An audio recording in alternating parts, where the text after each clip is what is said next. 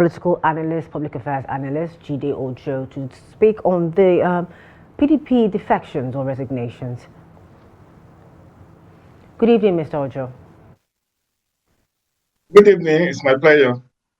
Thank you for joining us. Now, earlier in the bulletin, we spoke about the defections that happened today, or rather were made known today, of the man in Kaduna State, former Senator Danjuma La'a, who has left, resigned. No one is sure yet of where he's going to.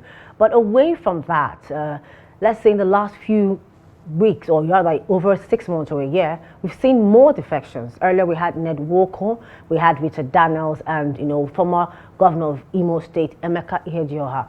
What can we say is the reason behind these resignations and leaving the People's Democratic Party?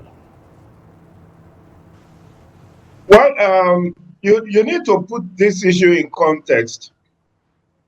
After every general elections, you have this bandwagon of people defecting from their from the party that brought them to power to the ruling party at the center. And they do this for a couple of reasons. First of which is for political survival. Political survival in the sense that by this time next year, the whistle will have been blown by INEC for 2027 elections. These people possibly are high that the odds does not favor them in the current party, and they needed to move to another party to realize their re-election bid. That's one. Two, there are also those who leave because there is a factionalization or crisis within their parties. And then if you look at PDP, Labour Party, NNPP, almost all the political parties, including PDP, including APC itself, in some states, are in crisis. And so, Section 68 subsection 1G of the Constitution of the Federal Republic of Nigeria actually gave room that if the party that brought you to office, particularly as a member of the Legislative Assembly, because the issue of defection, particularly when you want to see it from the angle of maybe for selfish reason or for political reason, you may say that, okay, when there is a crisis, Section 68 subsection 1 says you can defect if you are a member of the Legislative Assembly. However, for the executive position, they can defect as many times as they can without any punitive measure being meted against them. But suffice to say that it's all about political survival. And in politics, the game of politics is such that there is no permanent enmity, there is no permanent friendship. Only interest is permanent.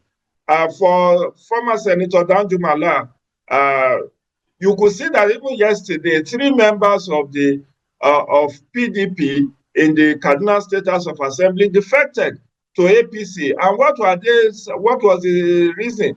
They say, they want to join the governor in bringing dividends of democracy to the good people of Kaduna, and that he has done so much for them, they want to join hands with him. That could be their reason, but unless it's challenged in court, they will continue to be members of the APC. But we should also understand that this is not new to our political lexicon. In the 16 years of PDP, it has always been the same bandwagon mass exodus to PDP after every election. From 1999 to 2011, after every general elections, you will see mass exodus of opposition members into PDP. And that's when they were talking about, it's PDP and others. Even when we had 91 political parties, they were just like, they are just featherweight parties. It's PDP and others.